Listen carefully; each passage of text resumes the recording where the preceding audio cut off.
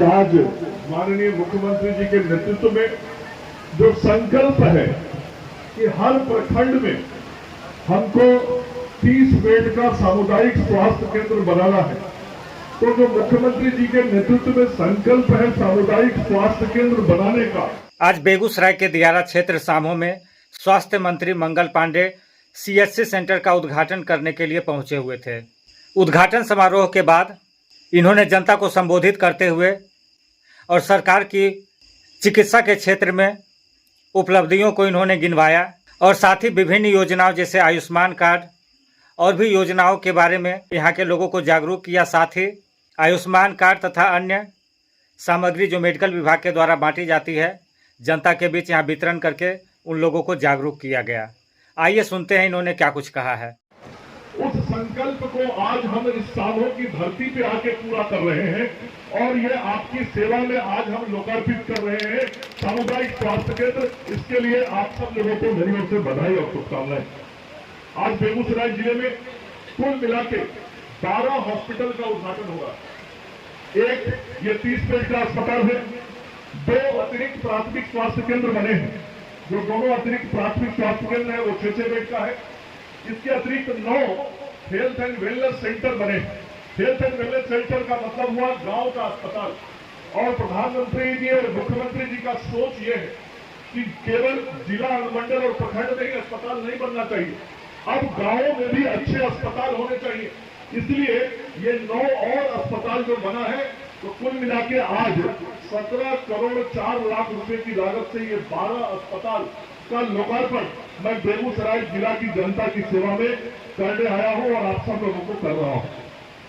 आप सब लोगों को मैं बताना चाहता हूं, मैंने जितने लोगों का नाम लिया, इसके साथ आज इस लोकसभा क्षेत्र के सांसद और भारत सरकार के माननीय मंत्री गिरिराज सिंह जी को भी यहां रहना था, लेकिन दिल्ली में कुछ व्यस्तता के कारण आज उन्होंने कहा कि मैं सामो नहीं आ पाऊंगा। मेरे तरफ से जनता को शुभकामना भी दे दीजिएगा और क्षमा भी मांग लीजिएगा। तो मैं गिरिराज जी का भी संदेश आप सब लोगों को देना चाहता हूं। उन्होंने भी इस उद्घाटन का स्वागत किया है, अभिनंदन किया है और अपनी अनुपस्थिति का कारण आप लोगों को बताने के लिए मुझे कहा, वो मैं आपको बता रहा हूं। आज ये 17 करोड़ 4 लाख की लागत से अस्पताल तो बना 12, इसके अतिरिक्त भी कई बड़े काम बेगूसराय में चल रहे हैं। जैसा बताया गया, जब से स्वास्थ्य मंत्री हूं, बिहार में लगातार स्वास्थ्य सेवाओं और व्यवस्थाओं को बेहतर करने का प्रयास कर रहा हूं। और मैं हर जगह कहता हूं, मैं कभी ये वायदा नहीं करता कि मैंने देश की सर्वोच्च व्यवस्था बिहार में बना दी, लेकिन इस बात का हमेशा दावा करता हूं और वायदा करता हूं कि सर्वोच्च व्यवस्था बनाने की दिशा में हमने बिहार को आगे बढ़ा दिया, उस रास्ते पर लाके खड़ा कर दिया है। आज बिहार उस दिशा में आगे बढ़ रहा है। आज उसी का परिणाम है। तो ये 3 पंचायत का प्रखंड, इस 3 पंचायत के प्रखंड में कभी कोई सपना में भी 10 साल पहले नहीं सोचा होगा कि सरकार की कोई इतनी बड़ी संरचना यहाँ आके बनेगी। लेकिन जो सरकार की सेवा करने का गरीबों के प्रति संकल्प का भाव है, आज उसी का परिणाम है कि हम पूरे बिहार में इस काम को कर रहे हैं। आज तो ये किया है, लेकिन जो बेगूसराय में चल रहा है काम, मंच पर हमारे सभी सम्मानित जनप्रतिनिधि बैठे, सामने भी बहुत बड़ी संख्या में सामो के लोग हैं, बेगूसराय के लोग हैं। आपके जिले में जो काम चल रहा है, जो प्रधानमंत्री नरेंद्र मोदी जी और मुख्यमंत्री नीतीश कुमार जी का सपना है कि हर जिले में मेडिकल कॉलेज अस्पताल बनाएंगे, 515 करोड़ रुपए की लागत से मेडिकल कॉलेज हॉस्पिटल बेगूसराय में बनने का काम बहुत तेजी से चल रहा है। मुझे सौभाग्य है कि उसकी स्वीकृति से लेकर उसके काम को चालू करने हर चीज में मैं शुरू से रहा हूं। इसके अतिरिक्त विशेष तौर पर मैं बताना चाहता हूं कि केवल इन्हीं अस्पतालों में जहां अंग्रेजी दवाइयां होती हैं, इस्तेमाल होती हैं, या हम एलोपैथी के डॉक्टर बैठते हैं, केवल उन्हीं अस्पतालों को हम ठीक करने में नहीं लगे। हम आयुर्वेदिक अस्पतालों को भी बेहतर कर रहे हैं। हमने आयुष चिकित्सा पद्धति को ठीक करने के लिए काम किया है। नरेंद्र मोदी जी ने नया मंत्रालय बनाया 2014 में कि ये आयुर्वेद जो है इस देश की चिकित्सा पद्धति है, भारत के वैद्य लोगों का चिकित्सा पद्धति है। यहाँ के जड़ी बूटी से लोग का इलाज होता है, तो उस चिकित्सा पद्धति का ज्यादा से ज्यादा विस्तार होना चाहिए। और आज बेगूसराय में, पूरे राज्य में केवल 2 आयुर्वेदिक कॉलेज नए बन रहे, बड़े, एक बेगूसराय में बन रहा है और दूसरा दरभंगा में बन रहा है। और ये 239 करोड़ रुपए की लागत से बन रहा है। मैं पीछे आया था तो उस अस्पताल को देखने गया। कोई कल्पना नहीं किया होगा कि कभी बेगूसराय के अंदर इतना बड़ा आयुर्वेदिक कॉलेज कभी बनेगा, हॉस्पिटल बनेगा। लेकिन आज उस काम को भी हम लोग कर रहे हैं। जिला अस्पताल भी 18 करोड़ 97 लाख की लागत से वो मॉडल अस्पताल भी बनाने का काम चल रहा है, जिसका काम बहुत शीघ्र पूरा कर लिया जाएगा। जो पुराना सदर अस्पताल आप देख रहे हैं, उसके बगल में जो जाता होगा सदर अस्पताल देखता होगा, नया अस्पताल बन रहा, वो अस्पताल बन के बहुत जल्दी तैयार हो जाएगा। तो हर जिले में हम अब व्यवस्थाओं को बेहतर कर रहे हैं। जैसा यहाँ हॉस्पिटल बना है, ऐसा ही 3 और 30 बेड का अस्पताल बेगूसराय में लगभग 35 करोड़ रुपए की लागत से वो बड़ा अस्पताल बन रहा है। तो और अतिरिक्त प्राथमिक स्वास्थ्य केंद्र बन रहे हैं, और गांव वाला जो अस्पताल है हेल्थ एंड वेलनेस सेंटर, वो 21 जगहों पे बनने का काम हो रहा है। तो ये आगे आने वाले दिनों में आप देखेंगे कि जिला अस्पताल तो नया बन ही जाएगा, वो तो बहुत तेजी से काम चल रहा है। मेडिकल कॉलेज के साथ उसका हॉस्पिटल होगा 500 बेड का। उसके अतिरिक्त ये जिला में सभी प्रखंडों में 30-30 बेड का अस्पताल, जब 3 पंचायत वाले प्रखंड में बन गया तो बाकी तो सब प्रखंड इससे बड़े, उन सभी प्रखंडों में अस्पताल, अब गांवों में अस्पताल। और ये काम हम कर रहे हैं, आज से इसकी शुरुआत भी हमने कर दी है। मैं आप सब लोगों को बताना चाहता हूं कि जहां पहले से 30 बेड का अस्पताल बन गया था, उन जगहों पे 20-20 बेड का अस्पताल और बढ़ाने का काम किया गया है। कोरोना के समय में बेड का बहुत दिक्कत हो गया। हमको स्थिति ये हो गई थी कि हमको स्कूल में हॉस्पिटल बनवाना पड़ा, स्कूल में हॉस्पिटल के रूप में कन्वर्ट करके लोगों को सेवा देना पड़ा। इसलिए भगवान न करे कि ऐसा कभी कोई महामारी आए, लेकिन समाज को यदि जरूरत पड़ जाए कभी ऐसी आपदा में सामना करने की, तो हर प्रखंड में इस तरह की पर्याप्त बेड और व्यवस्था हो। इसके लिए 20-20 और बेड बनाने का काम पूरा कर लिया गया है, जहां भी 30 बेड का अस्पताल बना हो। तो ये सब काम हम सब लोग बहुत बढ़िया तरीके से कर रहे हैं। अभी आयुष्मान कार्ड हम लोगों ने बांटा। मैं सामो के लोगों को बताना चाहता हूं, पूरे राज्य में अभी तक 3 करोड़ 97 लाख लोगों को ऐसा आयुष्मान कार्ड बांटा जा चुका है। और पूरा आयुष्मान कार्ड बांटने में पूरे भारत में बिहार आज तीसरे नंबर पर पहुंचा हुआ। एक नंबर पर तो हम हो ही नहीं सकते। उत्तर प्रदेश की आबादी इतनी ज्यादा है, हमसे दुगनी है, और बहुत जल्दी मध्य प्रदेश अब थोड़ा सा आगे हमसे। तो मतलब कार्ड बनाने का मतलब क्या हुआ? कार्ड बनाने का मतलब हुआ कि गरीब को वास्तव में उस योजना से जुड़ना, गरीब तक वास्तव में उस योजना को पहुंचाना, और गरीब तक उस सेवा को पहुंचाना। कार्ड पहुंचाने का मकसद ये है। और 5 लाख रुपया तक का मुफ्त में इलाज केवल बेगूसराय में नहीं, पटना में नहीं, बिहार के किसी प्राइवेट हॉस्पिटल में केवल नहीं, देश के 29,000 बड़े बड़े अस्पतालों में भी अब केवल आयुष्मान कार्ड लेके कोई जाएगा, मुफ्त में इलाज करा के स्वस्थ होके आएगा। क्या होता था पहले, भगवान न करे लेकिन किसी के घर में कोई गंभीर बीमारी हो जाती थी तो मां बहनों को अपना जेवर बेचना पड़ता था या गिरवी रखना पड़ता था। भाई बाप को अपना जमीन बेचना पड़ता था या गिरवी रखना पड़ता था। और जो सामान्य परिवार के भी लोग थे, नहीं तो किसी से कर्जा पैसा लेके बैग में रुपया लेके बड़े बड़े अस्पताल की ओर जाना पड़ता था। अब ना जमीन बेचना, ना जेवर बेचना, ना मोटा रुपया का बंडल बैग में लेके जाना है। अब छोटा सा आयुष्मान कार्ड लेके जाना है और देश के किसी भी बड़े अस्पताल से 5 लाख रुपया तक का इलाज करा के वापस आना है। ये गारंटी है नरेंद्र मोदी और नीतीश कुमार। मैं यहां पर पीछे भी बहुत लोग खड़े हैं। हम जहां जाते हैं हम आग्रह करते हैं लोगों से कि भाई जिस भी परिवार को राशन कार्ड है ना, सबको आयुष्मान कार्ड मिलने वाला है। और राशन कार्ड जिस परिवार में, यहाँ पे मुखिया जी, जिला पार्षद जी, बीडीसी मेंबर, सब लोग बैठा हुआ, ब्लॉक प्रमुख जी, मैं आप सब लोगों से भी आग्रह करूंगा, क्योंकि सरकार के काम में आप सब लोग का सहयोग चाहिए मुझे।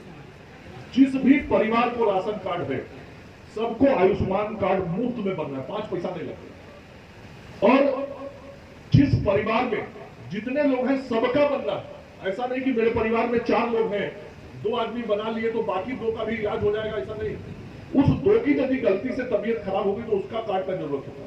इसलिए हमारा आप सबसे आग्रह होगा कि जिसका भी अभी बचा हुआ परिवार में, उन परिवार के लोगों को कृपया जरूर बनवा दीजिए। वो आपका जो सामुदायिक स्वास्थ्य केंद्र है, जहां आधार कार्ड बनता है, ये सब जगहों पे मुफ्त में कार्ड बनाने का सिस्टम, तो वैसे जगहों पर भेज कर जरूर बनवा दीजिए। अब तो अपने मोबाइल से भी बन सकता है, लेकिन मैं गांव के लोगों को नहीं कहूंगा कि उतना टेक्नोलॉजी में जाके कर पाएंगे कि नहीं, लेकिन इन जगहों पे जाके वसुधा केंद्र पे जाके कर सकते हैं। इसलिए मैं आप सब लोगों से भी जरूर यहाँ जानना चाहूंगा, जो लोग जहाँ खड़े हैं, यहाँ जितने लोग हैं इसमें कितने लोगों का आयुष्मान कार्ड बन गया है, जरा एक बार हाथ उठाइएगा। किसका किसका आयुष्मान कार्ड बन गया है या उसके परिवार में बन गया, कितने लोगों के परिवार में आयुष्मान कार्ड बना है? पीछे भी जो लोग हैं जरा हाथ उठाइए, बहुत बड़ी संख्या में लोगों का बना। अब इतने लोगों का बनने का मतलब हुआ सर्वेश जी 5 लाख रुपया तक का चिंता नहीं करना है आपको, ये है सरकार की गारंटी। तो इस तरीके से हम सब लोग काम कर रहे हैं। इसके अतिरिक्त आज बहुत सारे काम हैं जिस काम में बिहार 1 नंबर पे। आज टीकाकरण देने का, टीकाकरण में बिहार पिछले 4 महीने से टॉप पे चल रहा है। और टीकाकरण सुनने में सामान्य शब्द लगता होगा, लेकिन बहुत सारी गंभीर बीमारियों से बच्चों को और गर्भवती महिलाओं को बचाने का काम हमारी यही आशा दीदी लोग करता है। यही आशा दीदी लोग दिन रात मेहनत करके समाज की सेवा करता है, एएनएम दीदी लोग सेवा करता है, और इसके कारण आज बिहार नंबर 1 पे। सरकारी अस्पतालों में दवा पहुंचाने में बिहार पिछले 8 महीने से देश में नंबर 1 स्थान पर लगातार कायम है। इसके अतिरिक्त जो जिला अस्पताल है, सबको मालूम है आज सीटी स्कैन, पहले कोई सोचता था जी कि सदर अस्पताल में सीटी स्कैन का भी सुविधा मिलेगा। आज सदर अस्पताल में सीटी स्कैन की सुविधा, डायलिसिस फ्री है, 1 पैसा नहीं लगता है। पहले किसी गरीब के परिवार में किडनी की बीमारी हो जाती थी, बेचारा का घर तबाह हो जाता था केवल डायलिसिस कराने का। आज 1 पैसा नहीं लगता है। बेगूसराय सदर अस्पताल में डायलिसिस फ्री है, उसकी सुविधा उपलब्ध। हमारी बेटियों को बच्चेदानी का कैंसर नहीं हो, इसके लिए मुफ्त में टीका आज बेगूसराय सदर अस्पताल में उपलब्ध है। देश में बिहार पहला राज्य है जिसने बच्चेदानी के कैंसर की बीमारी से महिलाओं को बचाने के लिए अपनी बेटियों को मुफ्त में टीका दिलाने का निर्णय करके टीका देना शुरू कर दिया। मैं आज से 8 महीना पहले गया नीतीश कुमार जी के पास, अपने मुख्यमंत्री जी को मैंने कहा, मुख्यमंत्री जी मैं अपनी बेटियों को चाहता हूं कि भविष्य में जब वो मां बने तो उसको बच्चेदानी के कैंसर से हम बचा सकें। उन्होंने पूछा कैसे? मैंने कहा टीका है, महंगा है टीका, 6 महीने के अंतर पे यदि 9 साल से 14 साल के बीच की बेटी को हम टीका दिलवा देंगे तो उसको जिंदगी भर बच्चेदानी का कैंसर नहीं होगा। ये डॉक्टरों का WHO का कहना। तो बोले कि फिर आपको कराने में दिक्कत क्या हो रहा है मंगल जी? मैंने कहा दिक्कत एक ही है मुख्यमंत्री, दिक्कत यह है कि उसमें बहुत पैसा खर्च होता है, महंगा टीका होता है, इसीलिए देश के किसी राज्य ने भी अभी तक उसकी शुरुआत नहीं की। प्रधानमंत्री मुख्यमंत्री जी ने कहा मंगल पांडे जी, बिहार की बेटियों की जान ज्यादा कीमती है खजाने के पैसे से।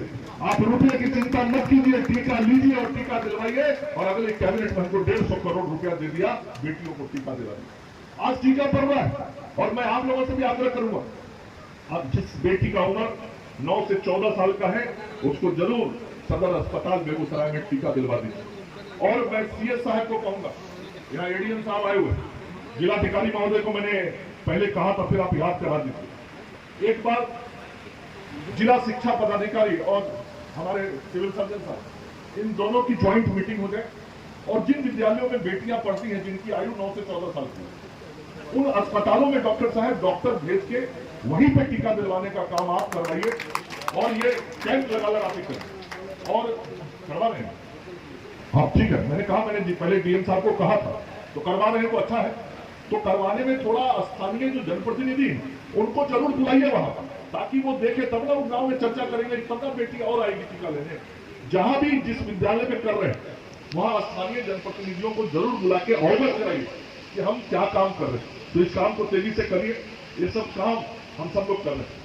अब जब मैं यहाँ आया या और कहीं जा, लोग कहते हैं बहुत अच्छा किए मंगल, लेकिन एक बात हमको सब जगह सब लोग कहते हैं, यहां भी कहे, बोले थोड़ा डॉक्टर का कमी है, नर्स का कमी है, CHO का कमी है, अन्य स्टाफ का कमी, बताया लोग। मैं तो पब्लिकली, मैं तो सर्वेश जी और राजकुमार जी, मैं तो हाउस में कहता हूं, हाँ डॉक्टरों की कमी है, स्पेशलिस्ट डॉक्टरों की कमी है।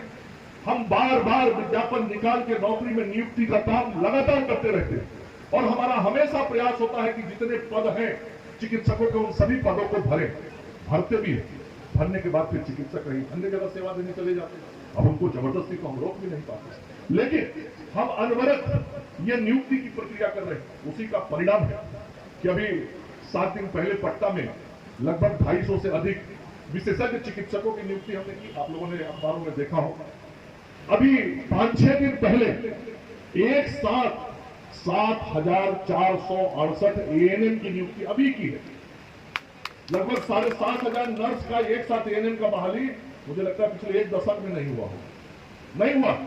मैंने ही इसके पहले लगभग 5200 का एक साथ किया था, लेकिन सर्वाधिक एक साथ एएनएम नर्सों की नियुक्ति का काम मैंने किया। अभी जब नर्स बहनें आई हैं तो अस्पतालों में जाएंगी, अब अस्पताल में जाएंगी, उन सब यहाँ बेगूसराय में भी आई होंगी यहाँ, तो ये सब अस्पतालों में जाएंगी तो निश्चित रूप से जो आपका शिकायत है वो कम होगा। इसी प्रकार से कुल 41,000 पदों पे नियुक्ति का काम चल रहा है, जिसमें 8,500 केवल डॉक्टर हैं। और मैं आज सामू में बता के जा रहा हूं, अगले 10 दिनों के अंदर मैं फिर पटना में 700 से अधिक डॉक्टरों को नियुक्ति पत्र देने वाला हूं 10 दिन में। और ये नियुक्ति की प्रक्रिया लगातार चलती रहेगी। सीएचओ का भी किसी ने चर्चा किया, बिल्कुल सही चर्चा किया। पहले से सभी जो ये हमारे गांव वाले अस्पताल है वहां सीएचओ ही रहते हैं। 4,500 सीएचओ की नियुक्ति की प्रक्रिया चल रही है। वो मुझे लगता है 1 से 1.5 महीने में वो भी पूरा हो जाएगा। एक साथ 4,500 कम्युनिटी हेल्थ ऑफिसर आ जाएगा, छोटे डॉक्टर की तरह वो काम करते। तो मैं 41,000 जो बहाली कर रहा हूँ उसमें डॉक्टर भी है, आयुष डॉक्टर भी है। आयुष डॉक्टर का भी 2600 का बहाली निकला हुआ, उसकी भी प्रक्रिया चल रही है। दांत का डॉक्टर 800 से अधिक, उसकी बहाली की प्रक्रिया चल रही है। उसका परीक्षा उच्छा सब हो गया, अब रिजल्ट आने वाला है। रिजल्ट भी बहुत शीघ्र आ जाएगा, कभी भी आ सकता है।